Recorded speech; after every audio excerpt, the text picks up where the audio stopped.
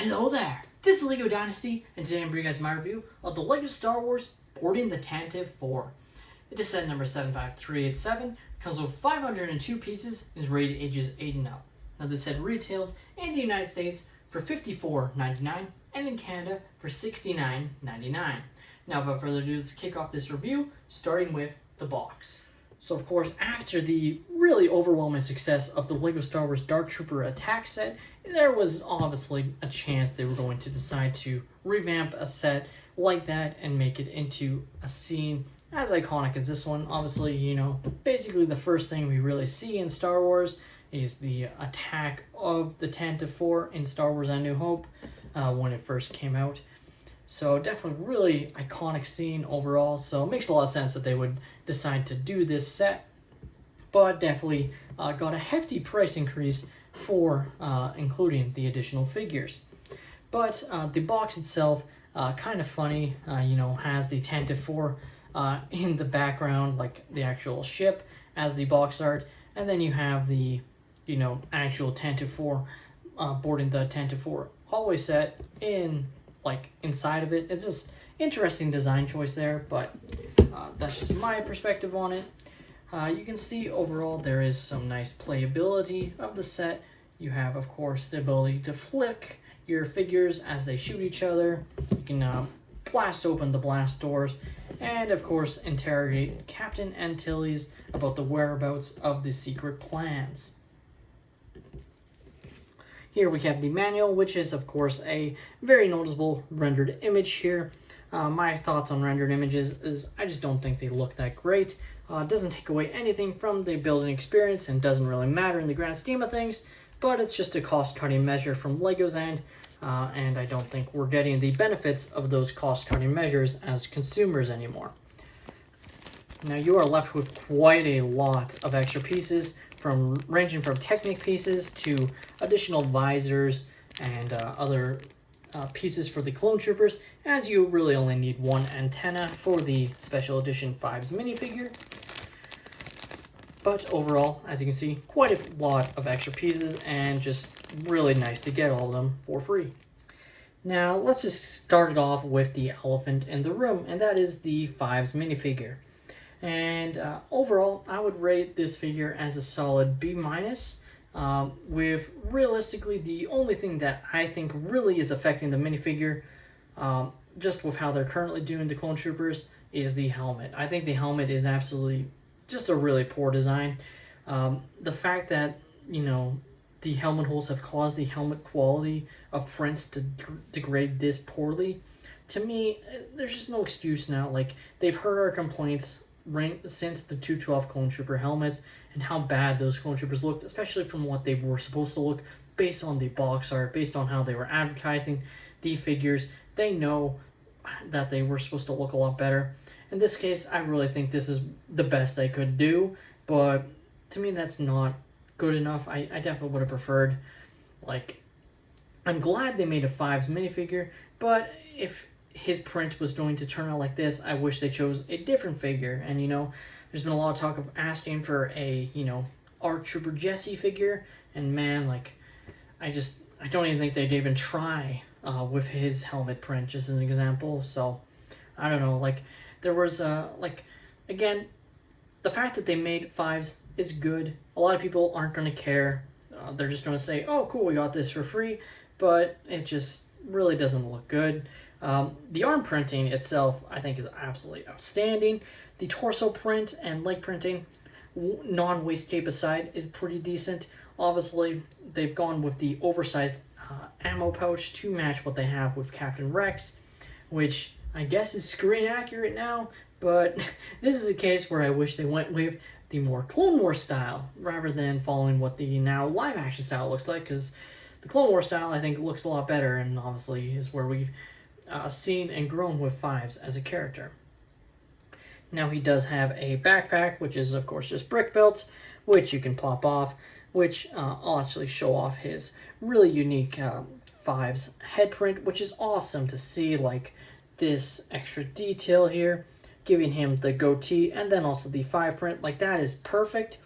What I would have really loved is if they included the hairpiece for Fives to have, since honestly he has a pretty slick haircut during the show that is rather iconic to his version of the character, I would say. Now, because of the backpack, it sort of affects this cloth pauldron from realistically looking the best it could, but we'll focus on the back printing, which is just your standard back printing there. Without the backpack, I think the pauldron looks a little bit better, but you know, Fives is supposed to have a backpack, so just little things like that.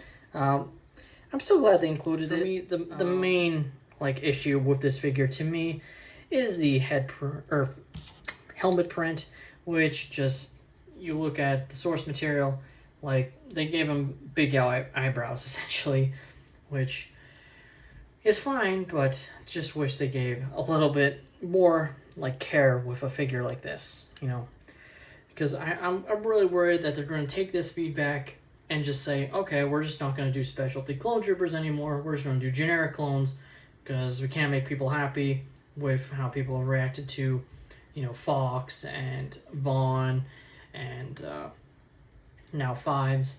So I hope that's not what they take from our feedback. I hope they realistically really try and improve the printing for these helmets, you know, whether it's creating a new mold for the clone troopers again to try and get the helmet holes where they actually line up and make sense for the characters and doesn't compromise the printing quality of the helmets. But I spent a lot of time on Fives there. He does have this printed stand, very similar to the 20th anniversary of LEGO Star Wars stands, that you also have this part here, this little plate, that you can attach to the other minifigures as you collect them, which will be nice for sure. Speed running through the other minifigures in this set, we have Darth Vader here, pretty standard, has the awesome arm printing, which has become standard for Darth Vader, which is awesome to see. Great leg and belt printing there. You can see his face print looking pretty nice and snazzy on there. You are left with two Rebel Fleet Troopers, which are exactly the same, so I won't show both, but definitely nice minifigures to have included. Definitely wish they would have included the double-sided or dual molded legs in order to show off the black boots. Definitely feel it could have really added to these minifigures, but overall these are pretty much your standard figures that go along with other ones that we've seen in the past, including most recently the Yavin 4 Rebel Base. Next character we have included is Captain Antilles, and you know, pretty standard minifigure that we've seen in the past. Definitely a needed inclusion in a set like this, but overall just your standard Captain Antilles figure with some nice printing, no leg or arm printing.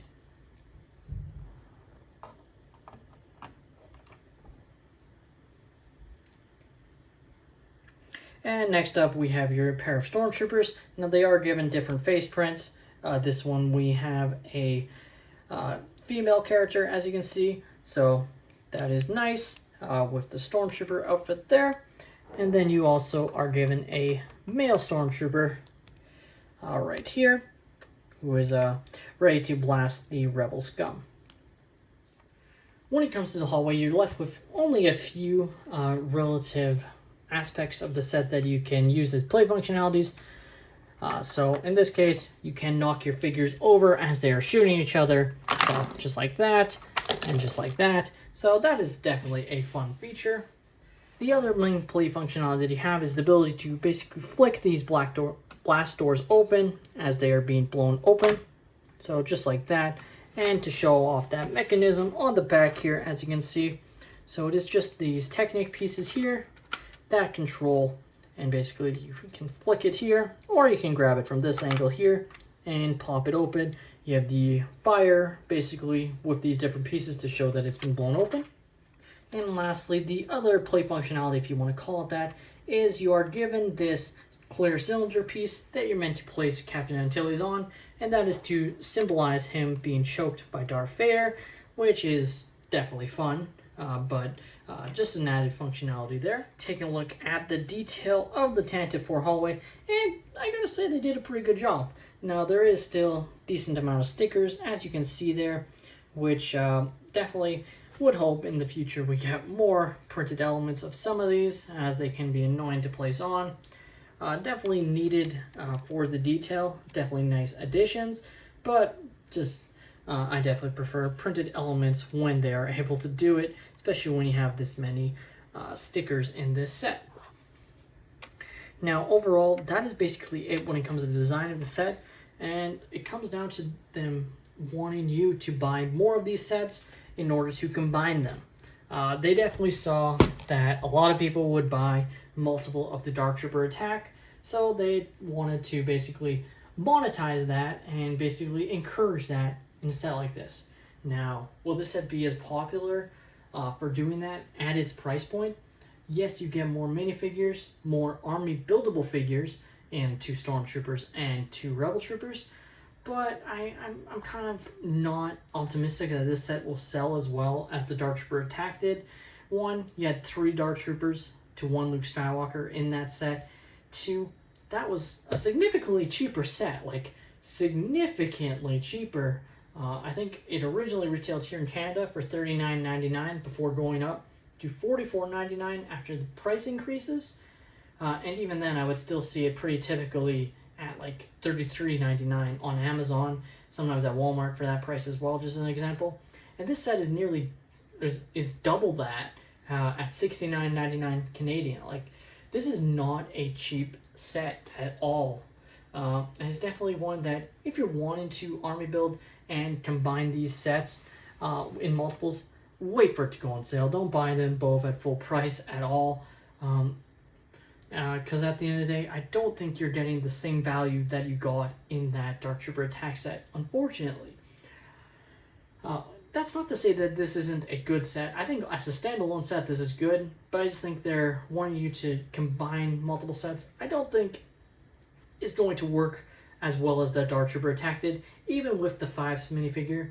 Maybe if 5's was better, I would be singing a different tune, but at the end of the day, you're getting 2 Stormtroopers, 2 Rebel Troopers, a Captain Antilles, Darth Vader, and 5's, which is a pretty good minifigure selection in a set at this size, but it's still quite pricey, and I feel like on its own, the Dark Trooper attack hallway scene was a better standalone set than this one is. And just to show, inside the manual, you can combine sets to expand play, but they kind of look a little bit derpy combined with each other. Just the way they've chosen to display it in this case, I definitely am not necessarily 100% sold that it looks the greatest when you combine them, especially since you're basically flipping it side by side. Yeah, you get more minifigures, as you can see there, which is definitely pretty nice. And they actually show pretty cool scenery there in doing so, but I'm not, like, obviously in this case I only got the one because was a very expensive set, and I'm not even sure I plan to get another one, at least not to combine, like maybe one as like an investment set when the set goes on sale in the future, because you do get quite a few minifigures in this set.